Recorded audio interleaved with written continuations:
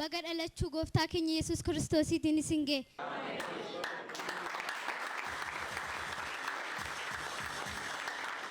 Nama simbira jirme baga dhalachuu gooftaa keenya Yesuus Kiristoosiin isin ga'e jedha. Tole amma qophiin ijoollee akkuma argitanii faarfannaatiin jalqabee jira. Amma immoo kan itti fufu caqasa macaafa qulqulluudha. Caqasni macaafa qulqulluu anarraa eegala qalbiitiin na dhaggeeffadha. Ani maqaan koo Sinaaf Sooressaan jedhama. Kan isin dhiyeessu caqasa macaafa qulqulluuti. Isanii cunqursan ni dhiphisanis inni garuu waan tokko iyyuu hin dubban akkuma ishee ilmoo hoolaa qalamuudhaaf geeffamtutti ni oofame malee afaan isaa hin saaqanne. Isaayyaas 53:7 waan dhaggeeffataniif guddaa galatooma. Amma kan itti aanee Yesu siisaayidha hamleedhaan gara madirakiitti naasimadha.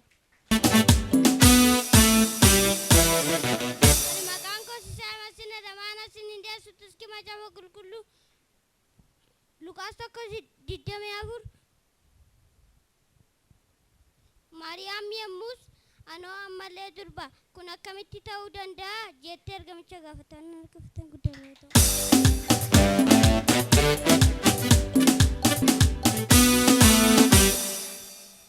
Ani maqaan koo Ulfinaaf Dabalaa jedhama. Amma kan isiniif dhiyeessu caqasa macaafa qulqulluudha.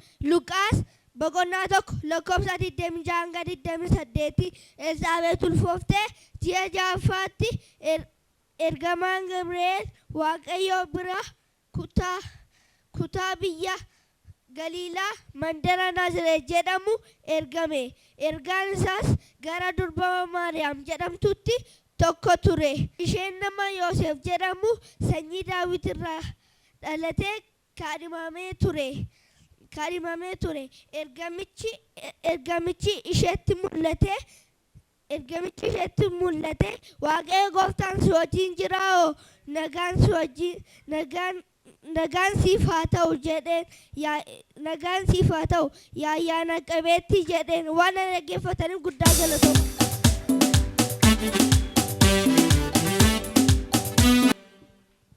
Koleera tulluuti maakan eessi macaafa qulqulluu Luqaas 1:20 Maariyaam yommuu yoo geete yaadabbatti kuma Yesuus geete gaafa.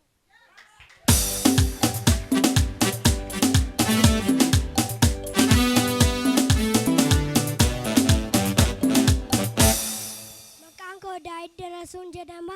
Amma kan isinii dhiyeessutti iskii macaafa qulqulluudha. Yohaannis boqonnaa 1:3-4 waan hundumtuu isaan ta'e waan ta'e keessaas isa malee kan ta'e tokko illee hin jiru. Jireenyi isa keessa ture. Jireenyichis ifa namootaa ture. Waan nanaaf guddaa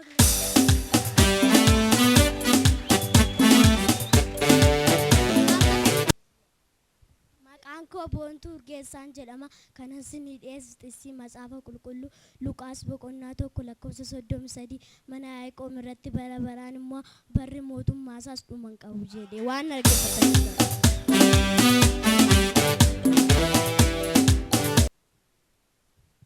Ani maqaan koo Finisooreessaa jedhama. Kan isinii dhiyeessu caqasa macaafa qulqulluuti. Har'a mandara Daawit fayyisaan isiniif dhalateera. Inni immoo Kiristoos goofticha. Milikinni isaa immoo kan mucaa wayyaan itti maramee siree horii nyaatu keessa ciisuun ni argitu isaaniin jedhe. Wangeela Luqaas 2:11-12.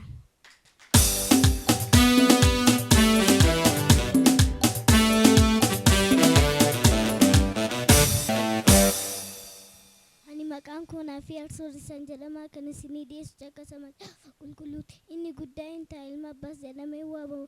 Waaqayyo guddaadha. Teessoo abaabilee sadaafuu ni kennaaf. Luqaas 1:32 waan argifatan.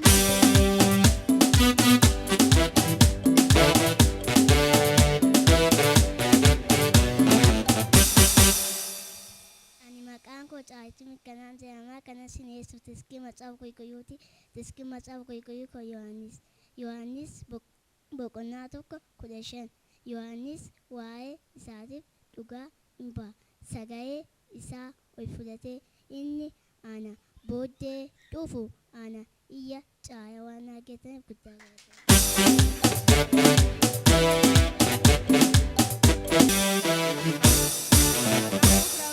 jedhama. Kan isiniif dhiyeessu tiskii macaafa qulqulluu macaafa faarfannaa 95:6-7 kottaa saganna gadi isin jenna Waaqayyo uumaa keenya duratti hin jilbeeffannaa innoo Waaqayyo keenya nu isa harka isaa jiru jirudha oolatan tiskuudhas haala sagalee isaa otoo dhaggeeffattanii attam gaariidha waan na dhaggeeffattaniif guddaa galatoomaa.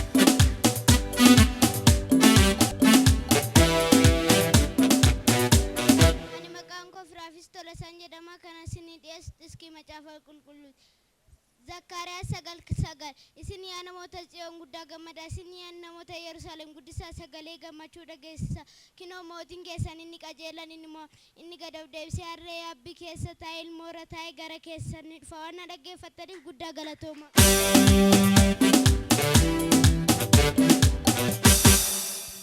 Ani maqaan koo Lammii Masiniin jedhama. Kan isinii dhiyeessu tiskii macaafa qulqulluu Luqaas 1:32. Inni guddaan ta'a ilma abbaas jedhamee waamama. Waaqayyo teessoo isaa abaabilii Daawitiif hin kennu. Waan dhaggeeffataniif guddaa.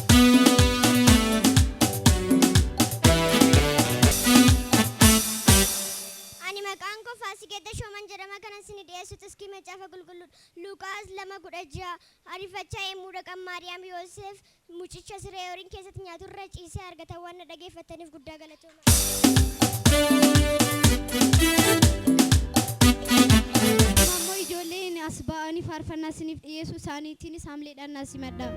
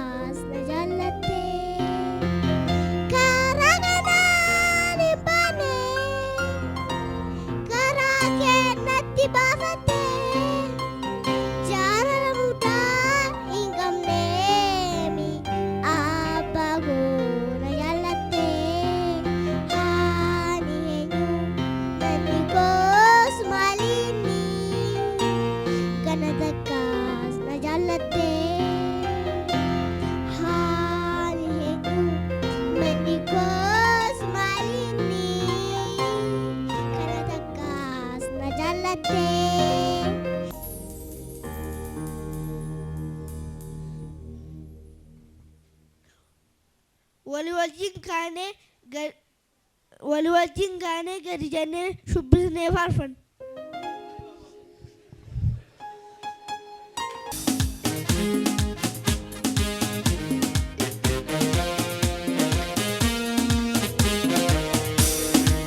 Alataa qabanneerraa si faarfachuuf dhufee jirra. Oolfi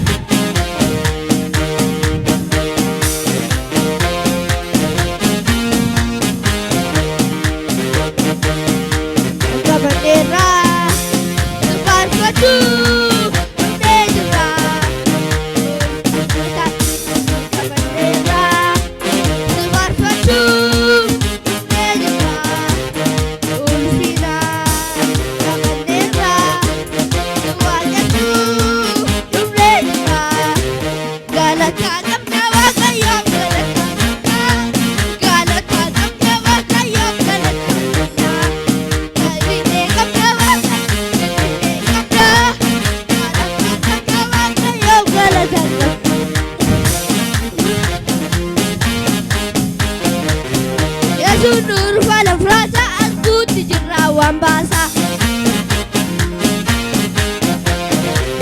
Yesu nur bara brasa arguti jirra wambasa arguti jirra arguti jirra arguti jirra arguti jirra Hallelujah Guddaa galatooma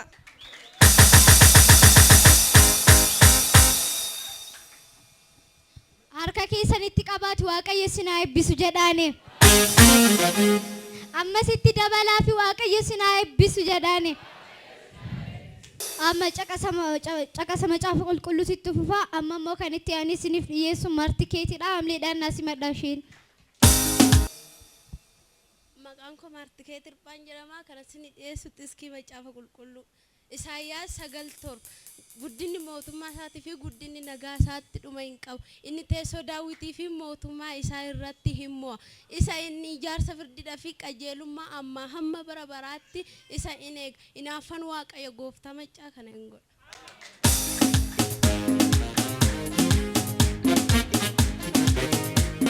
Ani maqaan koo milkii mul'ataan jedhama kan isin Yesuus iski macaafa qulqulluu Maatiyos boqonnaa 1:23 raawwatamu ta'e inni kun durbi hin dhufu ilmas indeessi maqaa isaa Amaanu'el jedhanii moggaasu Amaanu'el jechuun waaqayyo nu wajjin jira jechuudha waan argifteef guddaa galatama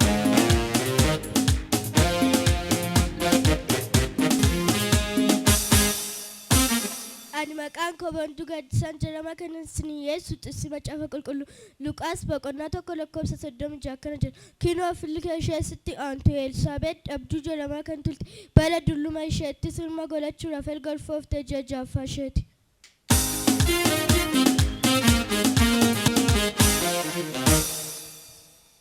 Ani maqaan koo Masgaleen Mogosin jedhama kan isin Yesuus macaafa qulqulluu 31 ani Masgaleen Mogosin kan isin Yesuus macaafa qulqulluu 1:31 Aftami sade inni gaddeebii garbittii isaa dhaloonni hundiyyuu ayyaana qabeettii aanna jedhu.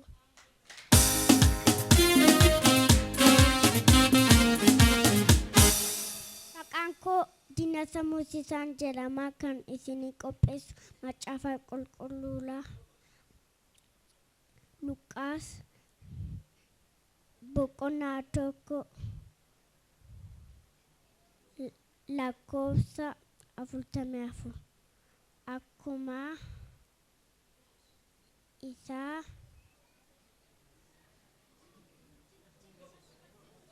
nagaa kee fuula koo keessa bu'ee mucichi immoo gammachuudhaan galaa koo keessa bullaaqe.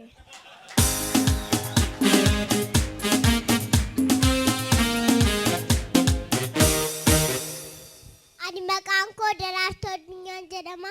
Amma kana isinii dhiyeessutti iskii macaafa qulqulluu Luqaas boqonnaa 2 lakkoofsa 10. Ergamichis garuu hin sodaatinaa kunoo ani misiraachoo gammachuu guddaa isinittan himoo kunis saba hundumaaf kan ta'udha waan dhaggeeffataniif guddaa galatooma.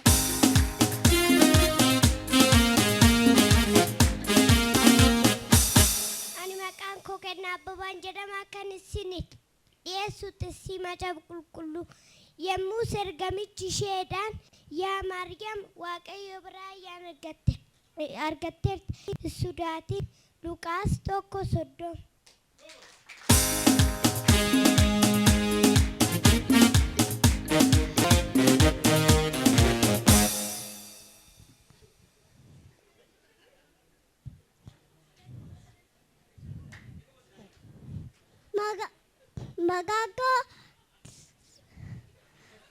Magago Talal Parasat Raba Kara Sidityasu Tisi Macaafa Qulqulluu Wakila Luqaas boqonnaa 1 lakkoofsa 50 araarri isaa dhaloota mala dhalootatti warra sodaatanitti.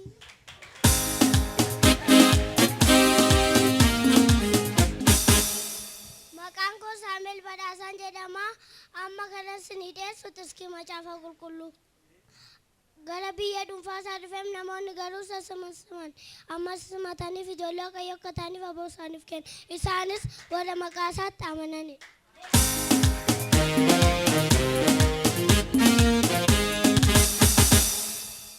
Ani maqaan koo Hawwii Damseen jedhama. Kanan isinii dhiyeessu iski macaafa qulqulluu Yohaannis boqonnaa 1:1-2 jalqaba waan hundumaa ture sagalchi Yesuus Waaqayyoon bira ture ofiisaa Waaqayyoon ture waan na dhaggeeffataniif baay'ee galatooma.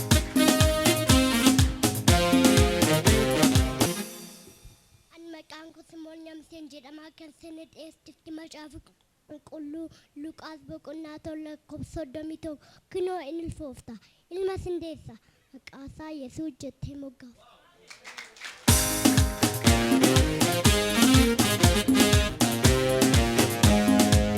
Maqaan koo Dibooraa Ayyaanaan jedhama. Kan si qopheessu macaafa qulqulluuti Luqaas 1:38. Kanarratti Maariyaam ani garbittiin gooftaa kunoo san jira akka dubbattanaaf haa ta'u jette. Kana booddees argamichi iddoo dhufetti deebi'e waan na dhaggeeffataniif guddaa galatooma. Maqaan kiyya Taamiraat Geetuu jedhama. Kan isinii dhiyeessu iskii macaafa qulqulluuti. Mucaan nuuf dhalateera, ilmis nuuf kennameera, inni mootummaa isaa gaggeessaa.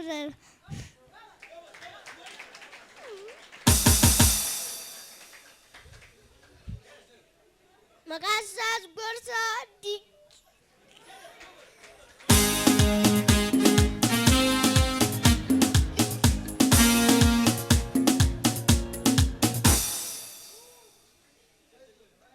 Gorsaa Dinqii Abbaa Barbaraa jedhama. Isaayyaas 9:6. Mee hunda isaaniif bakka tokkotti haamilee kennaafi. Amma sagantaa isa dhumaarra geenyeerra. Sagantaan inni dhumaa inni ta'u macaafa qulqulluu lallabuudha. Macaafa qulqulluu kan lallabu anadha. Qalbiidhaan na dhaggeeffadha. Akkam jirtu ammas irra deebi'ee. Ammas irra deebi'ee baga dhalachuu gooftaa keenya Yesuus Kiristoosiin isin ga'e. Amma gara macaafa qulqulluutti seenuu keenya dura miila keenyaatiin dhaabbannee Waaqayyootiin galateeffanna.